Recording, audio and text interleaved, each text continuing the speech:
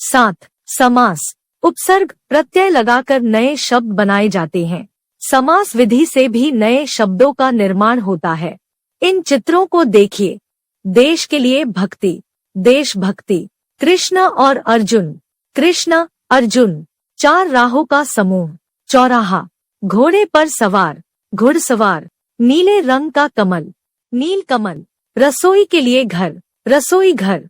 इन चित्रों में वाक्यांश के अनेक शब्दों को छोटा करके लिखा गया है। संक्षिप्त करने की इस प्रक्रिया को समास कहते हैं। हम कह सकते हैं परस्पर संबंध रखने वाले 2 या 2 से अधिक शब्दों के मेल को समास कहते हैं। 2 या 2 से अधिक शब्दों को मिलाकर लिखने की विधि को समास कहते हैं। समास से संक्षिप्तता और शैली में उत्कृष्टता एवं सटीकता आती है।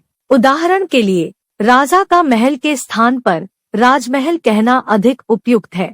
इस प्रक्रिया में 2 पदों के बीच आने वाले परसर्गों या व्याकरणिक शब्दों का लोप हो जाता है और दोनों पद पास पास आ जाते हैं। समास रचना में प्राय 2 पद शब्द होते हैं। पहले पद को पूर्व पद और दूसरे पद को उत्तर पद कहा जाता है। समास विधि से बने पद को समस्त पद कहते हैं। समस्त पद के अंगों को अलग करने की प्रक्रिया को समास विग्रह कहते हैं। एक उदाहरण से पूरी प्रक्रिया को समझिए। गंगाजल समस्त पद, गंगा पूर्व पद तथा जल उत्तर पद है। समास विग्रह होगा गंगा का जल। समास का नाम तत्पुरुष समास। समास के भेद। समास के 6 भेद है। समास, द्विगु समास, तत्पुरुष समास, द्वंद्व समास, अव्ययी भाव समास, कर्मधारय समास, बहुव्रीहि समास। 1. अव्ययी भाव समास। 2. तत्पुरुष समास। 3. द्विगु समास। 4. द्वंद्व समास। 5. कर्मधारय समास। 6. बहुव्रीहि समास। आइए अब हम इनके बारे में विस्तार पूर्वक जानें। 1. अव्ययी भाव समास। इस समस्त पद का पहला पद प्रधान और अव्यय होता है। समस्त पद भी अव्यय का काम करता है। जैसे यथाशक्ति, शक्ति के अनुसार। यथा समय, समय के अनुसार। आजीवन, जीवन भर। आमरण, मरण तक। प्रतिदिन, प्रत्येक दिन। हाथों हाथ, हाथ ही हाथ में। 2. तत्पुरुष समास। इस समास में दूसरा पद उत्तर पद प्रधान होता है। समस्त पद बनाते समय कारक चिन्हों का लोप हो जाता है। जैसे बनवास, बन में बास, में परसर्ग का लोप। पाप मुक्त, पाप से मुक्त, से परसर्ग का लोप। अन्य उदाहरण कर्म तत्पुरुष को परसर्ग का लोप। यश प्राप्त, यश को प्राप्त। ग्रामगत, ग्राम को गया।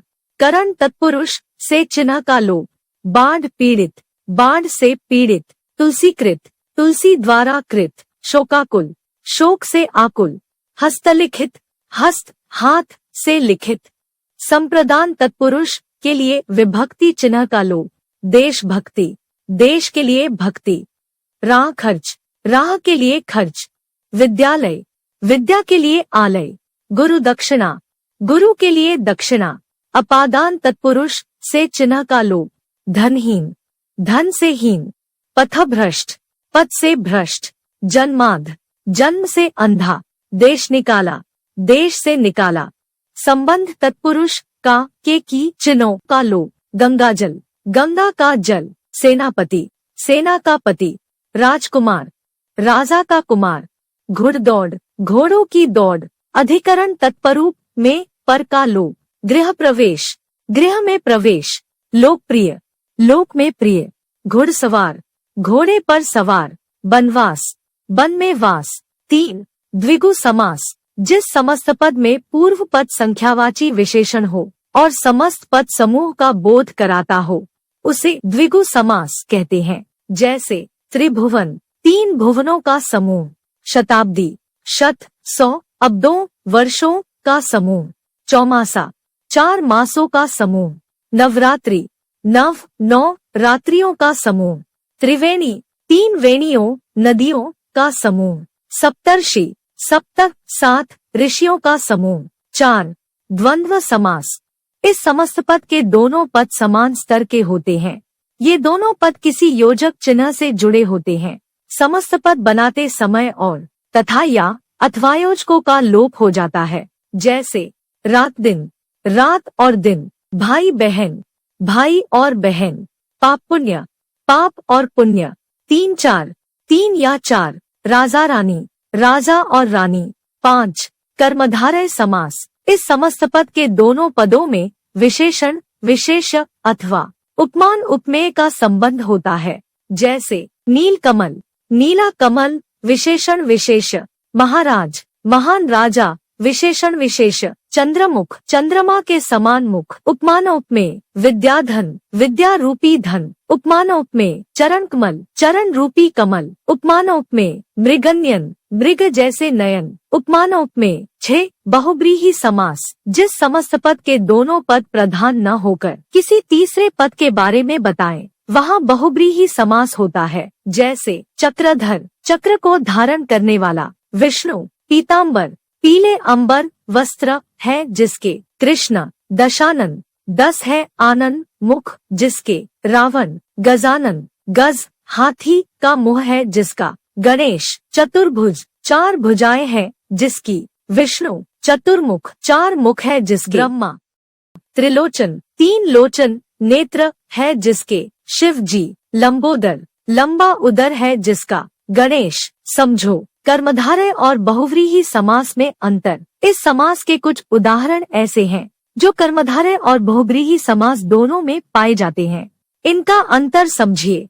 कर्मधारय समास में उपमान उपमेय का मेल होता है या विशेषण विशेष्य का। इसमें किसी विशेष की ओर संकेत नहीं होता है।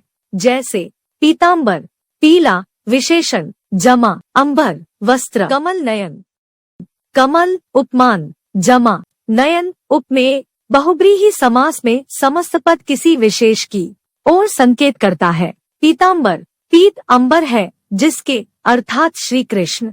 द्विग और बहुब्रीहि समास में अंतर। द्विगु समास का पहला पद संख्यावाचक विशेषण होता है। बहुब्रीहि समास में पूरा पद किसी विशेष व्यक्ति का बोध कराता है। जैसे चतुर्भुज, 4 भुजाओं का समूह, द्विग समास।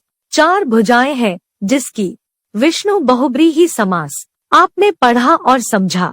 2 या 2 से अधिक शब्दों को मिलाकर संक्षिप्त रूप बना देने की विधि को समास कहते हैं। नया बना पद समस्त पद कहलाता है। समस्त पद को अलग अलग करने की प्रक्रिया को समास विग्रह कहा जाता है। समस्त पद में प्राय 2 पद होते हैं, पूर्व पद और उत्तर पद। समास के कुल 6 भेद हैं। अव्ययी भाव समास, तत्पुरुष समास, द्विगु समास, द्वंद्व समास, कर्मधारय समास और बहुब्रीहि समास। अव्ययी भाव में पहला पद तथा तत्पुरुष में दूसरा पद प्रधान होता है। द्वंद्व समास में दोनों पद प्रधान होते हैं। बहुब्रीहि समास में किसी अन्य पद का बोध